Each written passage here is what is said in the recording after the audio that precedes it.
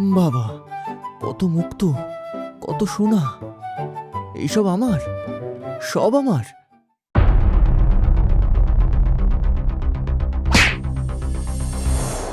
ওরে বাবা রে, কি জোরে লাগলো!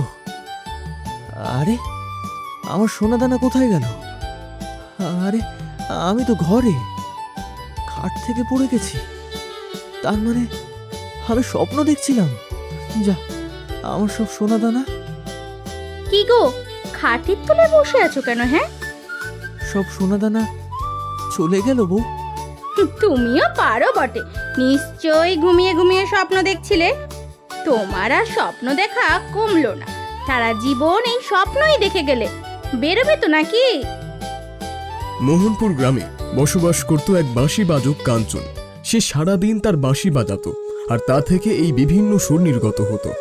সকালবেলা সেই সুর শুনে প্রতাপপুর রাজ্যের সকলের ঘুম ভাঙত। তার কাজ ছিল বাঁশি বাজিয়ে বাজিয়ে গরু চড়ানো, কিন্তু সে ভীষণ স্বপ্ন দেখত বড়লোক হবার। কাঞ্চনের স্ত্রী একদিন কাঞ্চনকে বলে, দিন রাত এই বাঁশি বাজালে কি আর চলবে? যবে থেকে বিয়ে করে এখানে এসেছি, দুবেলা দুমুঠো ঠিক করে খেতেই পাই না, অভাবে দিন কাটছে। আমি কখনো তোমার কাছে কোনো অভিযোগ করিনি, কিন্তু কিন্তু কি গিন্নি? আমারও তো ইচ্ছে করে, বলো, সুখে থাকবো, ভালো থাকবো, আমাদের টাকা হবে, পয়সা হবে, সোনার গহনা হবে। আমারও তো ইচ্ছা, আমি বড়লোক হব, অনেক টাকা রোজগার করব, কিন্তু এখনো তো কিছুই করে উঠতে পারলাম না। দিন রাত কত স্বপ্ন দেখছি, কিন্তু কোনো স্বপ্নই পূরণ হচ্ছে না। ভাবলে হবে, কিছু তো একটা করতে হবে গো। সারাদিন শুধু গরু চড়ালে হবে? চাষের ক্ষেত আছে কিন্তু ভালো করে চাষ করো না, পুকুরে জল আছে কিন্তু মাছ চাষ করো না। নতুন কোনো কাজ করতে গেলেই তুমি মাথা নাড়ো। এভাবে কি আর তুমি বড়লোক হতে পারবে? নতুন কোনো কাজ দেখো, বুঝলে তো? নতুন কোনো কাজ দেখো। পরিশ্রম তুমি করতে পারবে না, কিন্তু বুদ্ধির মাধ্যমে অনেক টাকা উপার্জন হবে, এমন কাজ তোমাকে খুঁজতেই হবে। তুমি একদম ঠিক কথা বলছো। আমাকে বুদ্ধি লাগিয়ে কাজ খুঁজতে হবে, যাতে কম পরিশ্রমে অনেক অর্থ উপার্জন করা হয়। নয়তো আমাদের সংসারে অর্থের অভাব লেগেই থাকবে। হ্যাঁ গো, তাই তো আমার এত চিন্তা। আমাদের চলবে কি করে? এখন তো আবার আমি মা হতে চলেছি। এটা তো ভাববার বিষয়। সত্যিই তো, আমাদের চলবে কি করে? আমাদের সাথে আর একজন নতুন সদস্য আসবে। আমি যে কি খুশি হয়েছি সে আশায়। আমাদের খরচা বাড়বে। আমি চাই আমাদের সন্তান যেন অভাব না দেখে, ভালোভাবেই যেন আমরা দুবেলা পেট ভরে খেতে পাই। ওর সব দরকারি জিনিসও আমি যেন পূরণ করে দিতে পারি। সেটা তো আমারও ইচ্ছা, দেখি কি করা যায়। আবারও বাঁশি হাতে আর দুটো গরু নিয়ে চলে গেল। গরুগুলোকে মাঠে ছেড়ে রাস্তার ধারে গাছের তলায় বসে বসে বাঁশি বাজাতে শুরু করে। এইভাবেই দিন যায়, মাস যায়। অবশেষে কাঞ্চনের বাড়িতে একটা পুত্র সন্তানের জন্ম হয়। কিন্তু কাঞ্চন আর নিজেকে পরিবর্তন করে না। সে রাত দিন ঘুরে ঘুরে বাঁশি বাজায় আর গাছতলায় বসে ঘুমায়। দুই একজন পথ চলতি মানুষ অবশ্যই আনন্দের সাথে তাকে কিছু ভিক্ষার পয়সা দিয়ে যায়, কিন্তু তাতে তাদের আর সংসার ঠিক মতো চলে না। একদিন রাজ্যের রাজামশাই দুঃখী মনে রাজ সিংহাসনে বসেছিলেন। কি হয়েছে রাজামশাই, আপনি দুঃখিত কেন? পুত্র আমার ঘুমোয় না, সারা দিন কান্না করে। আরে আরে এভাবে চলতে থাকলে তো অসুস্থ হয়ে পড়বে। এখন এখন উপায় কি বলো তো? রাজ্যের উত্তরাধিকারী বলে কথা, এ রাজ্যের রাজপুত্র বলে কথা। কি করা যায়? ঘুম পাড়ানোর জন্য গান শোনাতে হবে। কিচ্ছু লাভ হয়নি। আরে আরে চেষ্টা কি আমরা কম করেছি নাকি?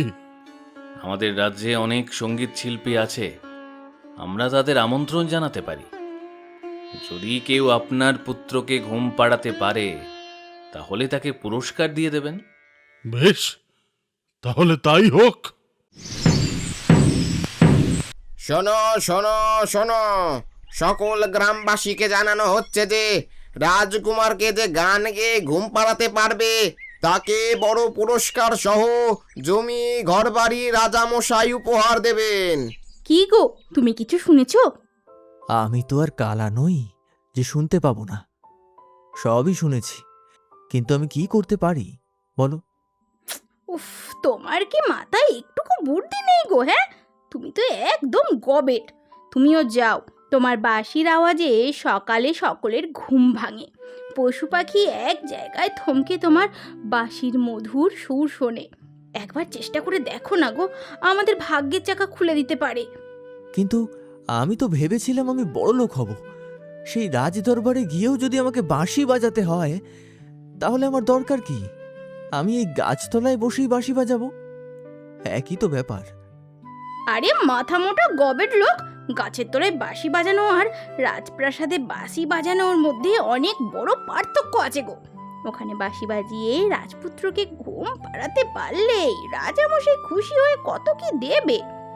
তা আবার হয় নাকি? তাছাড়া হাঁস মুরগি নিয়ে আমি কি করব? আমার তো মণিমাণিক্য দরকার। ওইসব কি দেবে? আমার বাড়িঘর জমি জমা কি হবে? অবশ্যই হবে, নিশ্চয়ই হবে। তোমার বাঁশির সুর শুনে সমস্ত পশু পাখি শান্ত হয়ে বসে থাকে। একবার তো চেষ্টা করো, যদি একবার রাজপুত্র ঘুমিয়ে পড়ে তাহলে তোমার ওখানে কাজটা পাকাপোক্ত হয়ে যাবে। তখন তুমি রাজামশাইয়ের কাছ থেকে সোনা দানা রূপা মুদ্রা চাইতে পারবে। ঠিক আছে, আমি কালই যাব। পরের দিন কাঞ্চন গিয়ে হাজির হয় রাজপ্রাসাদে। ছোট রাজকুমারের কাছে গিয়ে বাঁশি বাজাতে থাকে।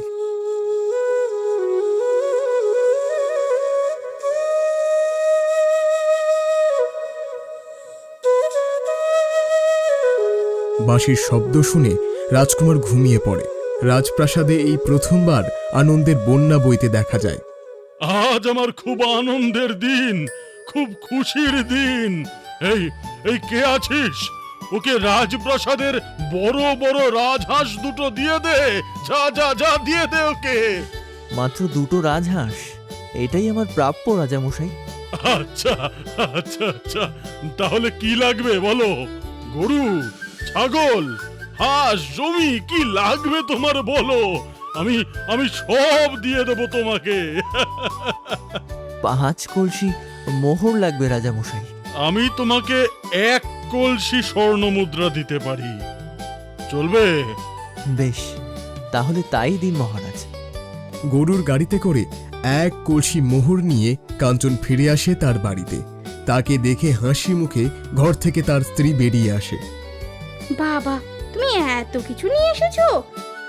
আমাকে ওখানে প্রতিদিন যেতে হবে গিন্নি, বাঁশি বাজাতে।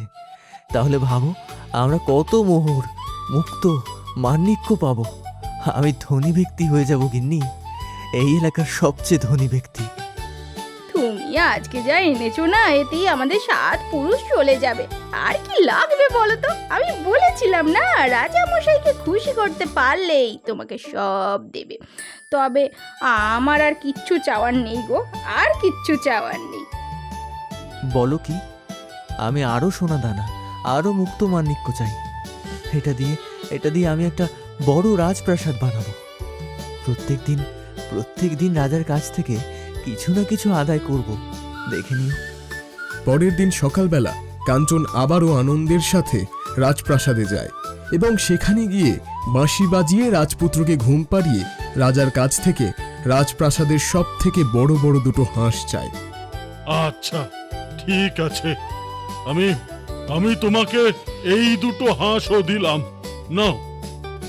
তারপর হাঁস দুটোকে নিয়ে কাঞ্চন বাড়ি ফেরে। আজকে আমি রাজপ্রাসাদ থেকে বড় বড় দুটো হাঁস এনেছি। তাড়াতাড়ি এই দুটোকে রান্না করো তো, জমিয়ে হাঁসের মাংস, গরম ভাত খাবো। না, এটা আমাদের সাথে থাকবে। হাঁস দুটো খুবই সুন্দর, আর মনে হচ্ছে একটা হাঁস গর্ভবতী। এটা আমি আমার সাথেই রাখবো। কাঞ্চন আর তার স্ত্রী জোড়া হাঁস দুটোকে খুব যত্ন করে পালন করতে থাকে। কিন্তু অদ্ভুত ব্যাপার, যতই দিন যেতে থাকে হাঁস দুটো কালো এবং চকচকে হয়ে ওঠে আর কথা শিখে ফেলে। একদিন ভোরবেলা কাঞ্চন জমিতে যাবে বলে বেরোচ্ছিল। কাঞ্চনদা, আজ সকালে মাঠে গরু নিয়ে যেও না, বড় বিপদ আছে। এটা কি? আমি স্বপ্ন দেখছি? না দাদা, আমরা কথা বলতে পারি। আমরা সাধারণ হাঁস নই, আমাদের আশীর্বাদ ছিল। আমরা তাকে সাহায্য করব। যারা আমাদের সন্তান তুল্যভাবে সেবা যত্ন করবে, তাদের আমাদের সাহায্যে কৃপা হবে। কিন্তু কাঞ্চন তাদের কোনো কথা না শুনে চলে যায় চাষের জমিতে।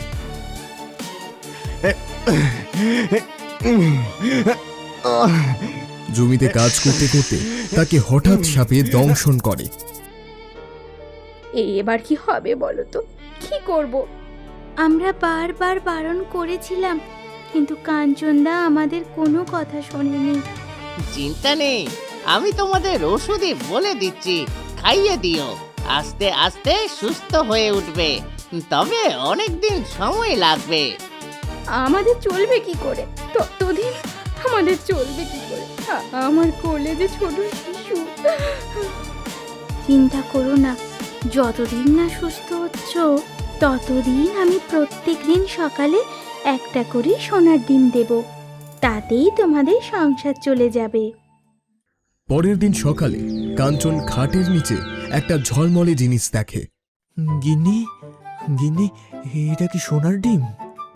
হ্যাঁ, ঠিকই ধরেছ, কিন্তু একটা কথা মাথায় রেখো, এই ব্যাপারে কেউ যেন না কিছু জানতে পারে। যদি কেউ জানতে পারে তাহলে কিন্তু খুব বড় সমস্যা হতে পারে। এই সোনার ডিম বিক্রি করে কাঞ্চনের স্ত্রী অনেক টাকা পায়। তা দিয়ে আস্তে আস্তে তাদের সুখে দিন কাটতে থাকে। এদিকে রাজামশাই চিন্তায় পড়ে যায়, তার কারণ তার পুত্রের আবারও সেই একই অবস্থা। কাঞ্চনের বাঁশির আওয়াজ শুনে ঘুমিয়ে রাজপুত্রের এমন অভ্যাস হয়ে গেছে, বাঁশির সুর ছাড়া তার ঘুম আসছেই না। এই এই কে কোথায় আছো? আরে কাঞ্চনকে ধরে তুলে নিয়ে এসো। ও ও যে অবস্থাতেই থাকুক না কেন, ওকে তুলে নিয়ে এসো। আমার ওকে এক্ষুনি দরকার। শুনেছি ওকে সাপে কেটেছে। আহা, ওকে তুলে নিয়ে এসো, যাও তাড়াতাড়ি নিয়ে আসো। মন্ত্রীমশাই লোক লাগিয়ে নিয়ে গিয়ে কাঞ্চনকে তুলে আনে। আর বলবেন না রাজামশাই, আমার শরীর খুব একটা ভালো নয়, তাই আসতে পারিনি। কিন্তু তোমাদের চলছে কি করে? শুনলাম আমার দেওয়া হাঁস দুটো নাকি সোনার ডিম দিচ্ছে। আসলে রাজামশাই, আপনার দেয়া সেই হাঁস দুটোই সোনার ডিম দেয় আমাদের এই বিপদের দিনে। আমার বিশ্বাস হয় না মন্ত্রী। যাও যাও, হাঁস দুটোকে নিয়ে এসো দেখি। রাজামশাইয়ের কথা মতো মন্ত্রী লোক লাগিয়ে হাঁস দুটো নিয়ে আসে এবং রাজসভার মধ্যে সেটাকে রেখে দেয়। কিছুক্ষণ থাকার পরেও যখন ওই হাঁস দুটো ডিম দেয় না, তখন রাজামশাই বলেন, যত সব আজগুবি কথাবার্তা। মনে হয় না হাঁসগুলোর পেটে কোনো ডিম আছে বলে। কাঞ্চন কাঞ্চন আমাদের মিথ্যে কথা বলছে। এই হাঁস দুটোকে কেটে ফেলো। আমি মিথ্যে কথা বলছি না রাজামশাই, আমি সত্যি কথা বলছি। আমি মিথ্যে কথা আপনাকে কেন বলবো? দুঃসময়ে এই হাঁস দুটোই আমাদের পাশে ছিল। এই হাঁস দুটোকে এক্ষুনি কেটে ফেলো। আমাদের কাটবেন না, আমাদের কাটবেন না। বিপদে পড়া মানুষদের সাহায্য করাই আমাদের কাজ। আমরা বিপদে পড়া মানুষকেই সোনার ডিম দিই। আপনাদের তো কোনো বিপদ নেই, তাই আমরা আপনাদের কোনো রকম সাহায্য করতে পারবো না। এই দুটোকেই কেটে ফেলুন, দেখবেন হয়তো পেটের ভেতরে অনেক ডিম আছে, আমাদের দেবে না। হ্যাঁ, বেটা দুটোকে কেটে ফেলুন।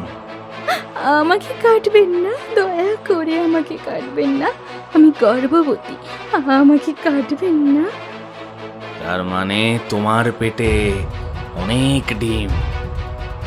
লোভে চকচক করে ওঠে রাজামশাই, মন্ত্রীমশাই আর কাঞ্চনের দুই চোখ। চোখের সামনে অনেকগুলো সোনার হাঁসের ডিমের স্বপ্ন দেখতে থাকে ওরা। এই বলেই মন্ত্রীমশাই হাঁস দুটোকে তলবাড়ির আঘাতে এক কোপে শেষ করে দেয়, আর রক্তে ভেসে যায় দরবার। একই মহারাজ, ডিম কোথায় গেল? এদের দুজনের পেটে তো একটাও ডিম নেই। হায় হায় হায়, সব শেষ হয়ে গেল। আজ যদি হাঁস দুটো জীবিত থাকতো, তাহলে আমাকে আবারও সোনার ডিম দিয়ে সাহায্য করতো। সোনার ডিম কোথায় গেল? ছি ছি মন্ত্রী, ছি ছি ছি, তোমার উস্কানিতে আমার চোখের সামনে দুটো প্রাণ চলে গেল। ছি ছি ছি, মন্ত্রীর কথাতেই আমি এটা করেছি। এই এই জল্লাদ মন্ত্রী মশাইয়ের প্রাণ নাও। ও, এখন যত দোষ নন্দ ঘোষের হয়ে গেল, তাই তো? লোভ তো আপনারাও করেছিলেন, আমার উস্কানিতেই হোক আর এমনি এমনি হোক। আপনারাও সোনার ডিমের স্বপ্ন দেখেছেন, তবে আমার প্রাণ নেবেন না মহারাজ। আমাকে ক্ষমা করবেন। অতিরিক্ত লোভের বশে আমি ভুল করেছি ঠিকই, তাই বলে আপনি আমাকে এত বড় শাস্তি দেবেন না। কাঞ্চন, কাঞ্চন, তুমি আমাদের ক্ষমা করো। আমাদের এত থাকা সত্ত্বেও আমরা লোভী হয়ে গেছিলাম কাঞ্চন। আমি অনেক লোভ লালসা করেছিলাম মহারাজ, আপনিও আমাকে ক্ষমা করবেন। আমাদের তিনজনের লোভের কারণে আজকে হাঁস দুটোর এই পরিণতি হলো। লোভ নয়, পরিশ্রম, পরিশ্রম, পরিশ্রম করো, ফল অবশ্যই পাবে।